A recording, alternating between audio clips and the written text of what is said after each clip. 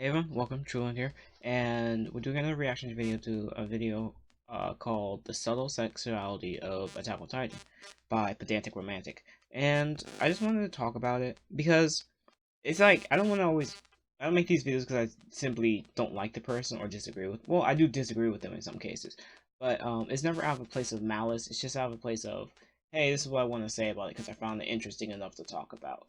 So, we're gonna go ahead and jump right in, and of course, like last time, I'm just gonna keep the thing behind me because it makes it easier for me. Offering some criticisms of Attack on Titan's second season had a bit of a mixed reception, so I figured I'd extend a bit of an olive branch to those many people who disliked that video. I'm kinder to the series in this one, but also, Amino Apps reached out to me to shout out their Attack on Titan Amino app, which I think will be a great place for you rabid fans of the series. Okay, so first things first is he calls the fans rabid, which is never a nice thing. I mean, yeah, lots of fans are crazy and stuff like that, but how many of those dislikes? He has 200, I'm sorry, not 200, 2,425 likes and 1,637 dislikes.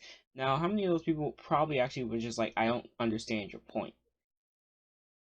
Of course, you can give like a third of maybe 2/3 of the dislikes as rabid fans, as you want to call them, but also The front page features cosplay and also individual fan art posts. You can head over to the public chats for roleplay threads, and there's also quizzes, polls, and more. We may not have started our relationship on the best of footing, but you can download the app and follow me, username Pedantic Romantic, on there, with the information at the top of this video's description. If you're someone who's passionate enough about Attack on Titan that my previous work on it upset you a bit, then this is definitely a community you'll be right at home in. This video is indeed sponsored by Attack on Titan Amino, disclosing that here, and come on folks, electrolysis won't pay for itself. Among my— okay. So there you go. You have pretty much, this is a sponsored video by Anime Amino. I think most people understood that already. There's nothing really wrong with sponsored videos, but when you see these amino apps being sponsored all the time in like anime YouTubers, most of the time they won't make a YouTube video about that subject unless it was sponsored. There was lots of people who were sponsored by Naruto Online and they made something for Naruto Online. Now, how much of that came out of like genuine love for Naruto or just, hey, they're sponsoring me, better make a video? You know, that's how viewers are going to take that no matter what. And if it doesn't seem like it's coming from a place of passion, then it doesn't seem worth it. And lots of people are just going to call you a sellout on it, especially if you didn't really like it before. And we'll go through the comments, and you say Attack on Titan is an enjoyable watch. It's not really your favorite or something like that, but even from your last video, obviously it's not your favorite series. And if you have enough balls to say, oh, the fans are rabid, then I'm not sure why they would follow you on there. If they don't like you already, they're not going to like you. So, like those fans who watched that first video probably disliked the video and then ran off from your channel. They're not coming back because you made, oh, here's another Attack on Titan video that's nicer to you guys. That's not how it works. You can't just come back and say, "Hey, I was sponsored by Amino. Let's patch things up." It doesn't work that way. There's a combination of factors leading to an undercurrent of sexuality that runs throughout this series, which I believe starts with the character design. Okay, so you're saying there's an undercurrent of sexuality that's in Attack on Titan, but all that's kind of fan art that you showed there, or what are those pillows called? Body pillows. Um, but I don't think that at all leads to sexuality. And we're gonna talk more about that case and what Hajime Isayama, he himself, what he thinks of sexuality, and anything else like that. So we're gonna get into that because you credit a lot of it to the anime director Kyoji Asano, but you kind of leave out Hajime Isayama and how he feels about it because we'll get into it. I don't want to get ahead of myself. Designs themselves. The manga's character art can be extremely janky, but there is also a harshness and intensity to it that can at times be alluring, a lot of which stems from Isayama's rough line work, that's really able to blossom under the pen of character designer Kyoji Asano, who adapted those designs for the anime. The other place you're likely to have seen his work is on Psychopaths, whose characters he also designed, and you can definitely see the similarities. Okay, first, before anything else, I want to get this through before I go on about Psychopaths, because we're going to talk about Psychopaths for a while now. Psychopaths' character designer, anime character designer, that means the designs for the anime, like what they had to do for the anime, made by Kyoji Asano. Yes, that's very true. But the character designer The one who created the concept of the character, I guess the concept artist, is Akira Amano. Akira Amano is the manga artist for Hitman Reborn, L Dive, and I don't know if she's done anything else. Those are the only things I followed really well. But I'm a huge fan of her art, and even here, I saw in some of the comments. We're gonna go through the comments at the end of the video. Pedantic didn't even know Akira Amano was a woman. Just a bit more research is needed. That's all you have to do. Anyway, oh yeah. Before I wanted to move on, it was. We'll wait. But his first and only other job as character designer was for an OVA Psycho-Pass's studio production IG put out in 2007, Tokyo Marble Chocolate. Consistent across the designs for these three anime is a slightly sharper, more mature look, hence why Asano was a great choice for the person to adapt Attack on Titans, with heads that are less round than a typical anime's and instead a bit more tall and narrow being a significant factor in that appearance of maturity. His designs as a whole also tend to be a bit taller, and even more notably, rather lanky, with longer, more slender limbs. The Psycho-Pass is totally that's Akira Amano's design. It has Psycho-Pass Kyoji Asano's character work for Psycho-Pass has even less to do about him because Akira Amano was already a great artist compared to Hajime Isayama. And so when we're going to look at Amano's character artwork for Psycho-Pass and then see where either he changed things or he didn't change things for changing Amano's character designs. But we move on. Though that facet of his style is least prominent in Attack on Titan, where there were pre-existing designs that had to be followed. Exactly. I mean, I'm not trying to underplay Kyoji Asano. He did a great job with Attack on Titan, but Attack on Titan is really his first out hit because when I watched Psycho-Pass and plenty of other people, so including like my brothers, we were watching it together and we were like, "Oh, that looks like Hitman Reborn." It's like saying Naruto's character design, because Naruto has a lot of them, is all thanks to them, and none of it is due to Kishimoto. Like it all comes back to the mangaka, and I feel it's just a personal thing. I feel a lot of videos, anime, like analysis, theories, and stuff like that, throw the mangaka out there, and they don't really give them enough credit. And we need to give credit to Hajime Isayama, who also has kind of a lanky body style. When you look at his characters, especially his early works, if you look at the I think it's volume 12 or so. Okay, so when you look at this one, look how lanky Mikasa is. And of course, this is an upshot, but still, Kyoji Asano didn't change a lot comparing to the anime to the manga. In reality, he just updated the style to best fit what it needed to be. When we look at in episode 11 of season 2, you see that shot of Reiner, and he's like standing like that. Go back to the manga and look at that shot. It looks almost like the mangas, and you can tell because he still has his stilted big neck and his shoulders are kind of small, similar to how Hajime Isayama drew it. Now Eren is probably one of the only characters who looks kind of different because instead in the manga his eyes are just these little lines. In the anime they're big and burly, so they look different. I think he understood the idea of what Eren's eyebrows are supposed to look like, or even we say Annie, right? Because you had a picture of Annie earlier. Annie has a big nose, a big round nose. It's very evident that that's what she looks like in the manga as well. And Kyoji Asano just adapted the best way and applied. It's like a college major, or not even a college major, a professional artist redrawing a kindergartner's art. Obviously, they're going to have a little better understanding of art and anatomy, because Hajime Isayama doesn't, and I'm not trying to underplay him, he just doesn't. Moving from an adult romance to Psycho-Pass, a palpable sense of sexuality to the characters was once again necessary. Okay, so just on, I'm pausing way too much, but just on the fact that I'm assuming you're getting to the point that Kyoji Asano is the reason that you say there's subtle sexuality in Attack on Titan, but that just is far from the case. If he did more and more anime, he would just do what got him a job. Being an animator is hard in Japan. I know that's not the most funnest answer or the most thought-provoking answer, but that's just kind of how it is. He got extremely lucky. He got nailed the job for Attack on Titan when he had nothing on his resume besides a few keyframe art and stuff like that. He really had nothing.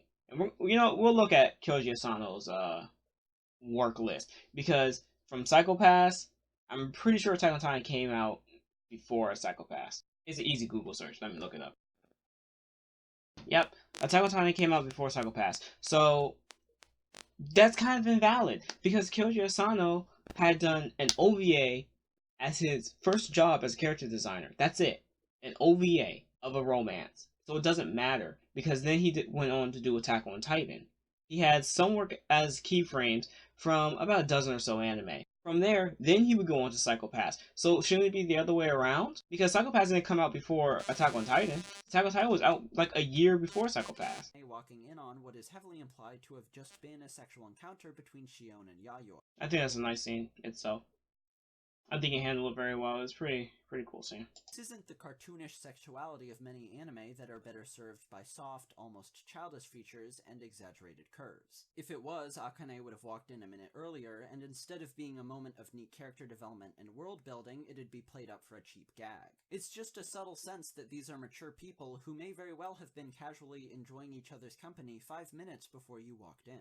At one point, Shion wonders how she and Kogami haven't hooked up yet. Because why spend so much time on Psychopaths? I skipped a bunch of this, but you spend too much time on Psychopaths when this video should be on Attack on Titan. And that's the subtle sexuality of Psychopaths, for sure, but not Attack on Titan. It has nothing to do with it now that we know Psychopaths came out after Attack on Titan. And with Akira Amano and Kyoji Asano's designs, that has nothing to do with the sexuality of Attack on Titan. Of the setting and tone of Attack on Titan end up really playing into those innate qualities of Asano's designs. So yeah, there. You just say Attack on Titan plays into Asano's design, but Asano designed Attack on Titan first. And his intense, piercing gaze seems to be a fan favorite among those who swing that way, and it totally makes sense. One look at him is all you need, and you can tell that this guy fucks. Yeah, I mean, maybe he does, maybe he doesn't. It has nothing to do with it because it's not implied at all. In fact, if you watch the OVAs, it seems like Levi is a guy who's pretty boring, or at least I would say he kind of keeps to himself. It's not like he's a super introvert. He just keeps to himself. He's too busy doing other things. If you look in the Attack on Titan manga volumes or any of the supplementary information that's out there, Levi only sleeps like a few hours a day. He doesn't sleep like even 6 hours a day. He's training that much or he's working that much. I don't think Levi has enough time to go around and have sex. Sexual desires as well, and as we've gone over, the designs do a good job of suggesting that to be the case. The designs don't do a good job of suggesting that's the case. Nothing does. Having a lanky character design doesn't do anything for that. You have XX Holic, which has very lanky character designs made by Clamp, or even Code Geass, which has very lanky character designs. Again, by Clamp. I think the designer is Clamp. But even in Code Geass's case, there's way more sense of sexuality there compared to Attack on Titan, where all the characters are kind of stocky. All the characters, there's no fan service whatsoever. If you look at Attack on Titan fan art and stuff like that, people love adding crazy fan service to like, especially the girl characters, like panty lines showing through their butt, or just butt stuff in general. But Attack on Titan doesn't compromise on that. It doesn't do that at all. It takes itself. It doesn't want to take itself like that. Like even when Krista ripped her skirt, like, oh wow, legs, and obviously you get a reaction from Reiner. I think Ymir too, but still, it wasn't enough.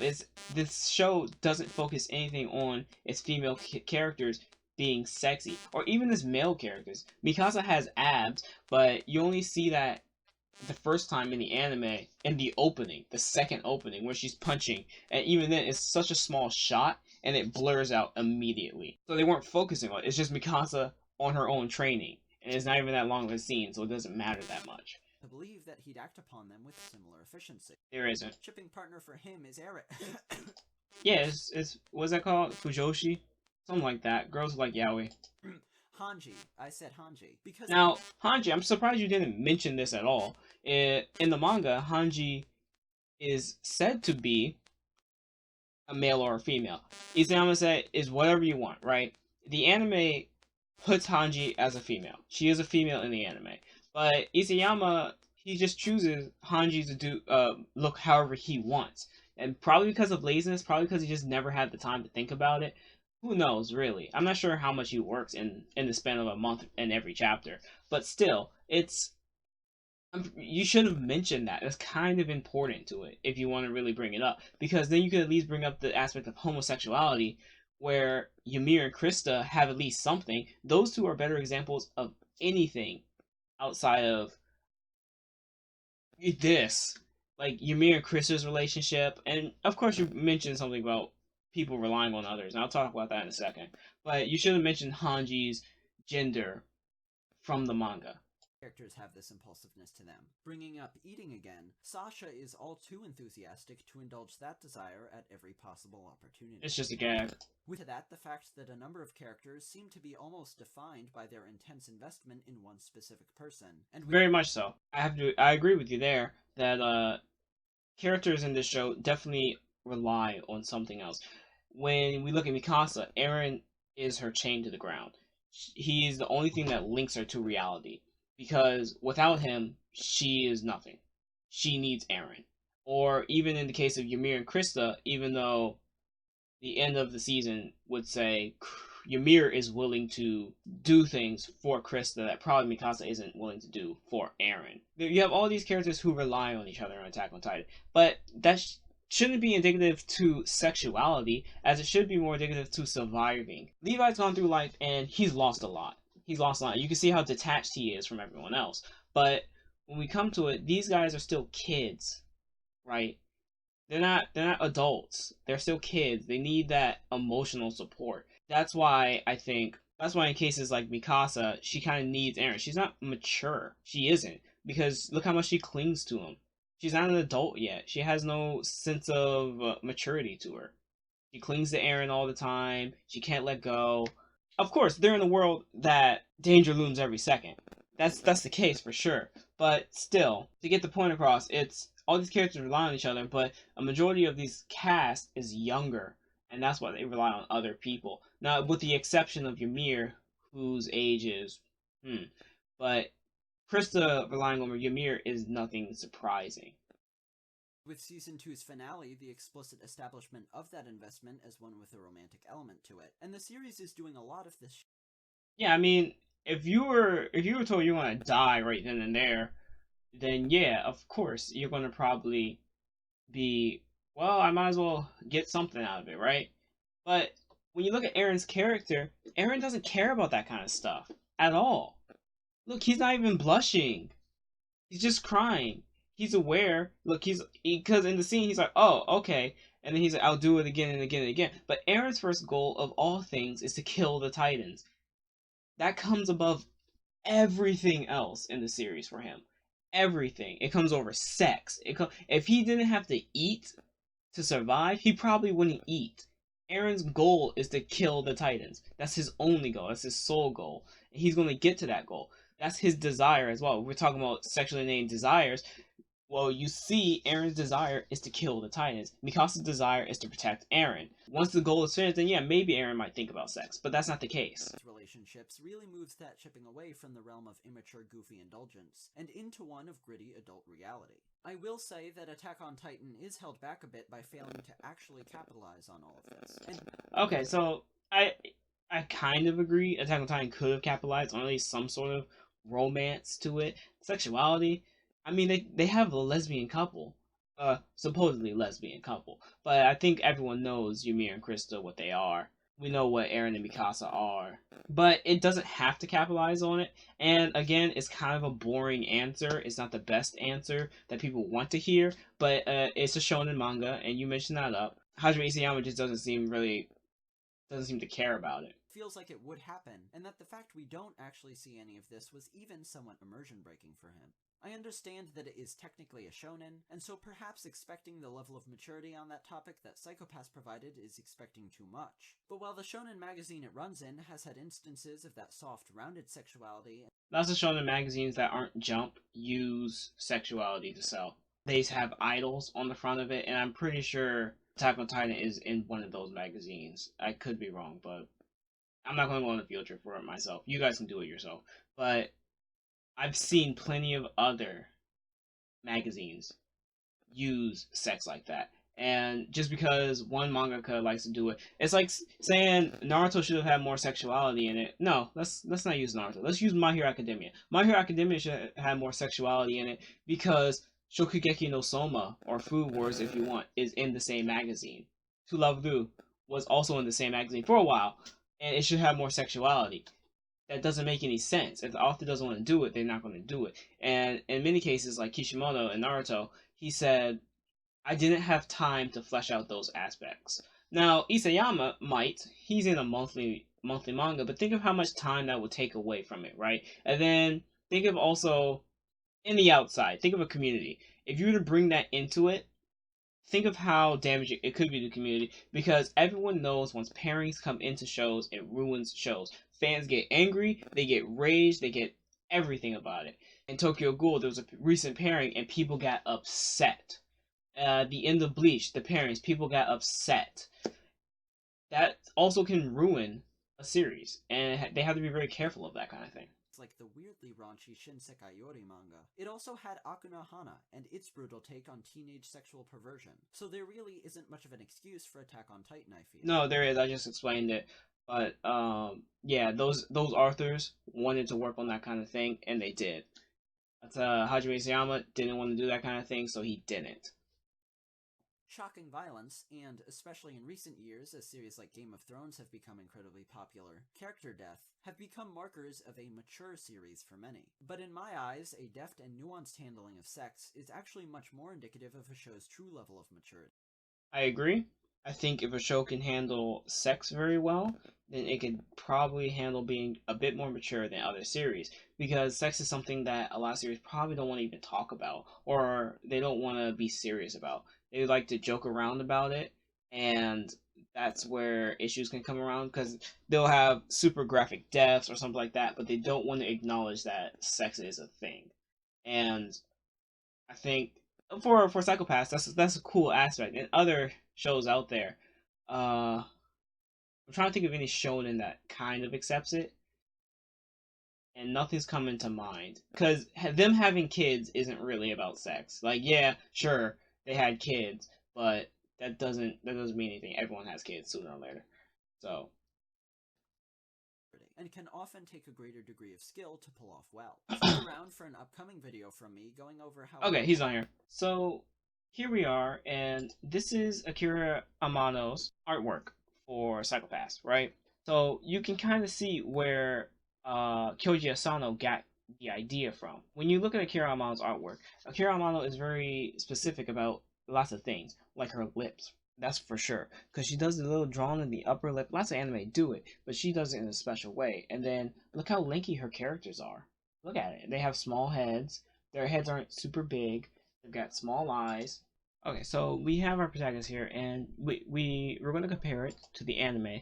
So you have it here, right? But look at the structure of the head, right?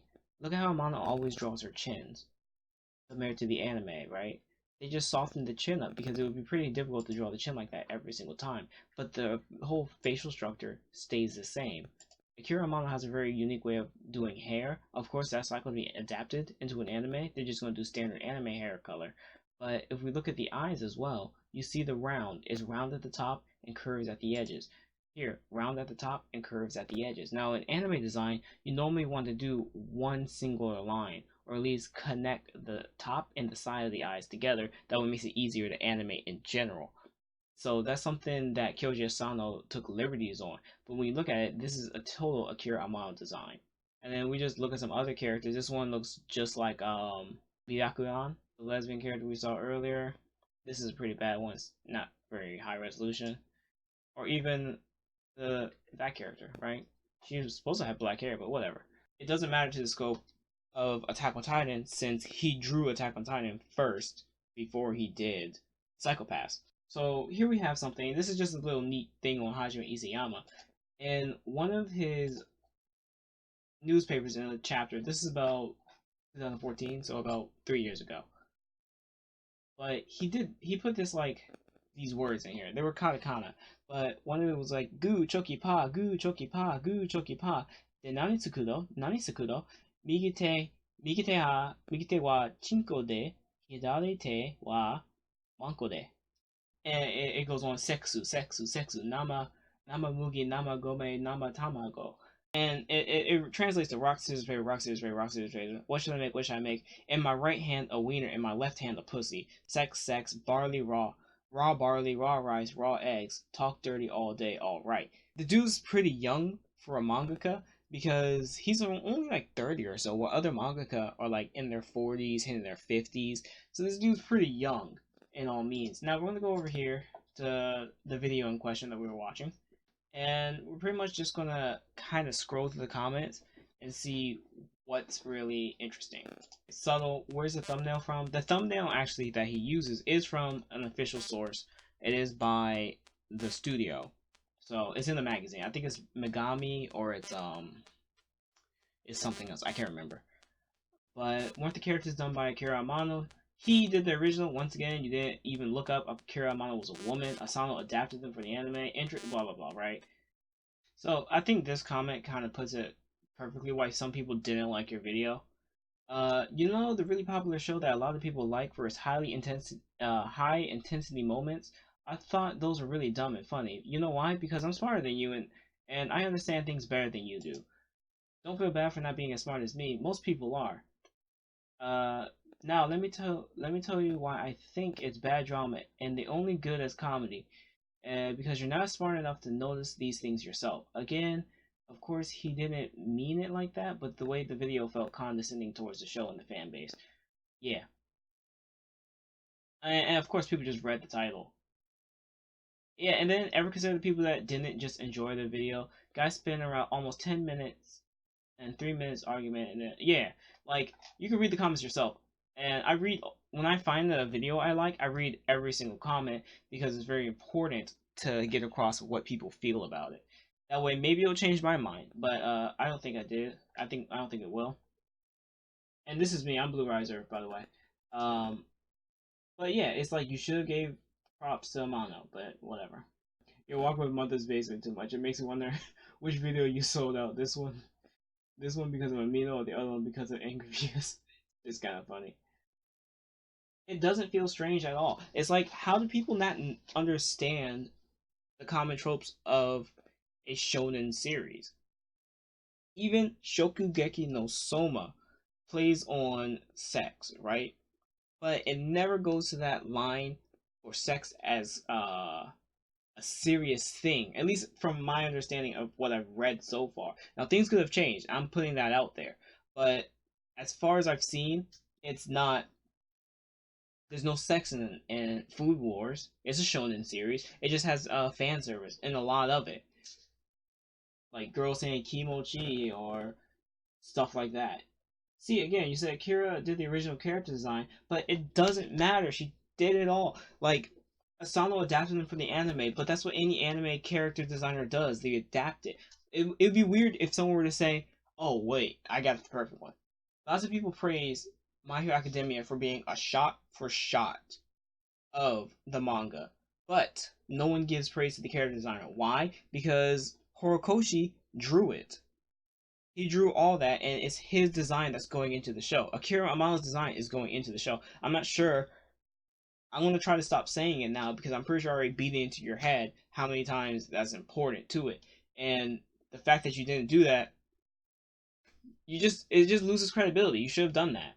It's such small research. You give praise to Kyoji Asano for his character design, but then again, leave really nothing for us to absorb as sexual, as there's plenty of other character designs that are lanky. But Attack on Titan was designed by Kyoji Asano a year before Psycho Pass was. So in the end, it didn't matter. That's kind of an irrelevant subject, as none of Psycho Pass's work went into Attack on Titan, and not even the second season, because you can't count that. It's just a continuation of another season. That would be cheating.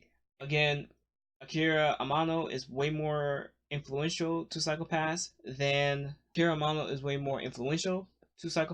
anything else, and you should have given her the praise instead of Kyoji Asano. So you kind of wasted like 2 to 3 minutes on this guy that didn't matter. And then the sense of sexuality in Attack on Titan isn't necessary because then it would devolve the series into something it probably didn't want to be, which has focus on fan service and stuff like that. You know, it's hard to put sex in a show without ruining its community as well. And that's where Attack on Titan had the hugest risk. Again, it's a boring answer, but you just have to kind of look at things at face value. There's just nothing under it besides what you see. The fact that he's in a shonen magazine that has fan service series means nothing. As I said earlier, Boku no Hero doesn't need to have fan service because Shokugeki no Soma has fan service. Irrelevant again. Would Attack on Titan be better as a series that took on sexuality? Probably not. Probably not at all. I feel like if I have anything else to say, I'll put it in the comment below. I don't think I do. And I tried to make this video after viewing your video a few times just to get my ideas down and everything I wanted to say. But yeah, I don't agree with the video whatsoever. I think you didn't do enough research. And because you're sponsored, maybe you just made the video because you're sponsored. Maybe that's the case. Because lots of people want to see it that way anyway. As the video goes on and gets more popular, there's no reason for it. There's not no reason for it. You should have done more research. If I can do more research than you on the character designer, who designed the art, when Psycho-Pass came out, when Attack on Titan came out, and all that other stuff, and I'm not getting paid for it, you should be able to do that yourself. It's just, if you want to look professional, you can't do that. You have to do more research. Because someone like me is going to come out of the woodworks and be, well, this is what you got wrong, or this is why you're wrong. Or, I'm not even trying to say you're just wrong, but you should have done your due diligence and done more research instead of just make a sponsored video. Because in the end, those Attack on Titan fans aren't going to follow you anyway. They don't like you. So, there. That's it. I'm done. Bye.